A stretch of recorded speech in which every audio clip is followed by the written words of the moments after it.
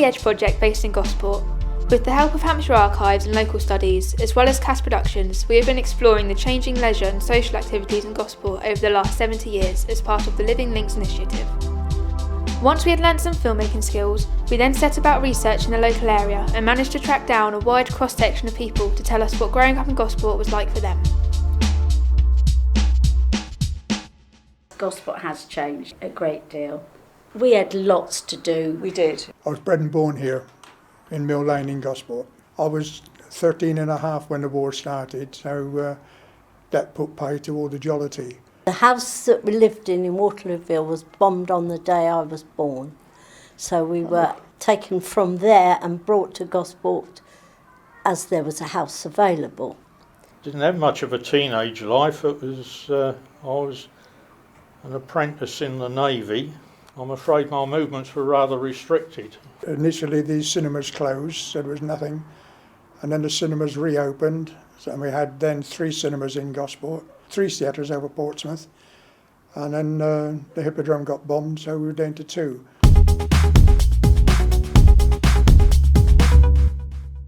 I used to do gymnastics at Bridge Mary School, and then from then I led on to doing cheerleading, and from that I ended up joining Leesland Supremes. We used to do competitions, and we ended up being at the European Championships twice and won. I was a Girl Guide, belonged to the Girl Guides. Brownies first and then the Girl Guides. To go to the Girl Guides cost 2p a week. Yeah. I don't have 2p a week. And plus that, you had to have 4p, or was it 2p, in your pocket, otherwise you weren't dressed properly for emergency phone calls. Where the Discovery Centre is now, that was then known as the Connaught Drill Hall. There was a big drill hall there. And then also there was Privet School, which had just been built in Privet Park. And they had a very, very good youth centre running there. And they had groups covering everything you could think of. So in lots of ways, that was about the best place to go, was Privet School. We had to walk from, I suppose, 2 miles to the beach every day of our school holidays. Even in the rain, we went to the beach.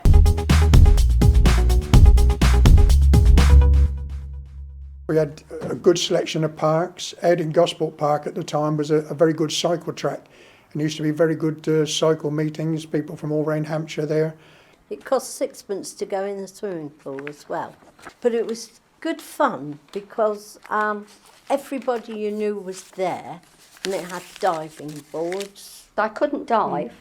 No, I couldn't. Wouldn't I know used how to sit to on do the it, but edge we and used to dive. sit on the edge and jump in and admire the young lads that could dive from the top board. dive. Oh, it was superb. We went to Holbrook Junior School, and after Easter you had to go on the Yeah, bus. it was one didn't of you? your school. It was bitterly cold. You didn't tend to get parents with young children, it was just mainly teenagers. It was cheap and you could sort of please yourself really, and it had a little cafe there. We used to go over to Portsmouth roller skating. We used to go to Stokes Bay where the youngsters go now, cycle over to Hayling Island, play netball, all the usual things that you do at school. I played netball from a junior school age, and that's something that I still at times play now. I'm involved with Gosport Gators because I'm now the chairman of the club since the previous chairman left a year ago. I'm also a coach. I manage the adult team. I'm the adult team treasurer as well. The age range of Gators ranges from 7-year-olds in the juniors to 18-year-olds, and then going into the adults, the highest is 47. I enjoy seeing their development and being able to make a difference with coaching them, mentoring them, showing them that netball is a sport that you can continue to play all through your life.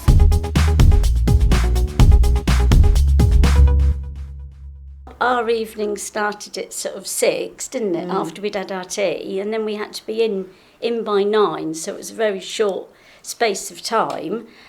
We used to hang around the shops like kids still do. We went to the naval discos that they held at HMS Collingwood in Fareham, and we used to take 10 guards, which are cigarettes of the day, with us and secrete them in our pockets so our parents didn't know. When I was a teenager, I didn't have any cares and I was quite happy just to be out and about riding my bike. There was no sort of contact, but we didn't seem to worry as much. We had no telephones at home and no mobiles, so they couldn't really keep track of us, could they? Whereas as you've grown up as a teenager, I felt that I need to be more aware of where you're going, what time you're going to be back, even though you have more contact, because you, like majority of teenagers, have mobile phones. We went to different clubs. Sort of church hall type clubs, yes. They were. And they'd have like a group of the day, like, you know, I expect you've got blokes who all want to play instruments and think they're the best rock band. We went along to things like that. We also had 2 cinemas in Gosport. Yeah. Where the bingo hall is now, the Crown Bingo, was the Criterion. And over the road where Iceland is was the Ritz. And it was the Pictures, it wasn't the cinema. We went to the Pictures. Yes. You could get into the Ritz and the balcony for 6pence, but I didn't have to pay because I had a free pass, admit 2 once a week. I was showing the other young lady a picture of the ferry, and there used to be an office where you got your ferry tickets, and if you had a date with a lad, that's where you always met him, then on the ferry. Go and see Portsmouth play at Fratton Park, then afterwards we used to walk down to Charlotte Street and very often go to the Coliseum. The theatre over Portsmouth, the Coliseum, was very good. It was variety. I used to have some damn good shows there, and then come out and go in a few of the beer houses in Queen Street, because at that time it was literally every other building was a pub in Queen Street. Someone would start playing a piano, someone would start singing, a couple would hop up and do a duet and something comical. So it was all that sort of thing, you know, self-entertainment.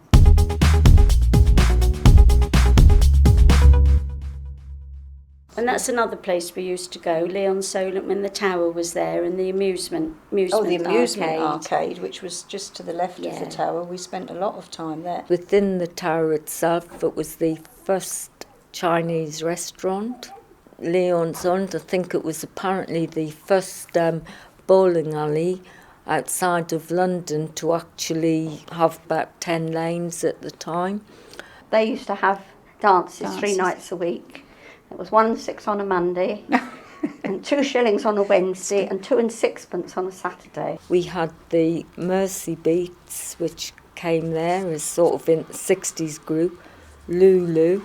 So there was plenty of entertainment, and then we'd go across the Bluebird for coffee. It was 64 when we actually took over the Bluebird, and it was run like as a family. At the time, it was a very popular place with mods and rockers. We were mods, not rockers. And if you got a ride on the back of someone's bike, you thought you were the bee's knees, because you used to go down Gosport High Street. It wasn't pedestrianised, and you used to lean right back, do you remember, with your leather coat on. A lot of them were local people, probably about more or less the same age as what we were at the time, sort of 16, 17-year-olds. We had jukeboxes in there, which were very popular in those days, pinball machines, plus my family were the first family to actually have cappuccini, the soft ice cream machines. The fashion of the time then was leather coats, and if you could afford to get one off your mum's Freeman's catalogue or whatever, we never took them off all night.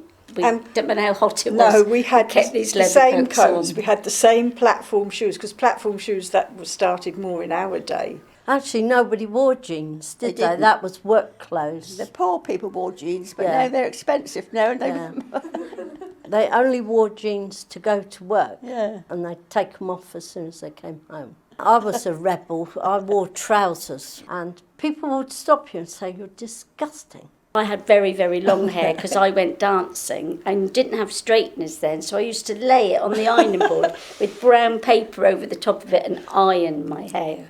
Yeah, we didn't have straighteners. Fashion, I don't think, was half as nice as it is today. We went actually to see Man from Man, didn't we, at the Thorngate Ballroom. That was they were local chap from Hugs Jewellers was in Man from Man.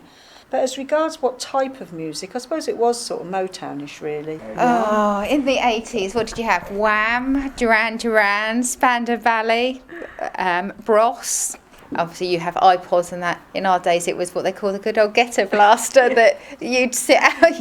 You would, but you'd just have one of those and you'd just sit there and listen to music. A gramophone with a big horn on it, a wind-up gramophone. I had one of those when I was 16. Did you? Oh. And the first record I ever bought was Tommy Steele singing the blues. Oh, yeah, I liked him. And my sister broke it. Oh. My mother didn't have electricity until I was 17. Radio meant a battery with an accumulator in it. They charged it up. Bought a battery, and there was a shop in Gosport, Denmill Lane, and the Chatfields, and they used to come and collect the accumulator. Television came here before the war. You know the Railway Inn on the corner of Spring Garden Lane? It was in there just before the war as an experiment, and but of course as children we used to try and get round the door to have a look, and we were told in no uncertain terms to go away. We found fun because we didn't have PlayStations, DVD players, we didn't have anything. So We had black and white television. We had a black and white television, yes. So I can remember watching Thunderbirds. Even like the choice of shops they have, sort of that cost-wise and different, whereas in our days I suppose you were lucky if you had probably 2 or 3 what you would call normal fashion shops for a female to shop in. I don't think there's enough out there for teenagers of today. There's not enough that's actually advertised regarding any clubs. We think our age group, and I think you may have heard this before, that we have lost so much in Gosport that we had. So, as you can see, Gosport has changed dramatically over the years. Social and leisure activities continue to evolve on a constant basis. I wonder what changes we'll see over the next 70 years.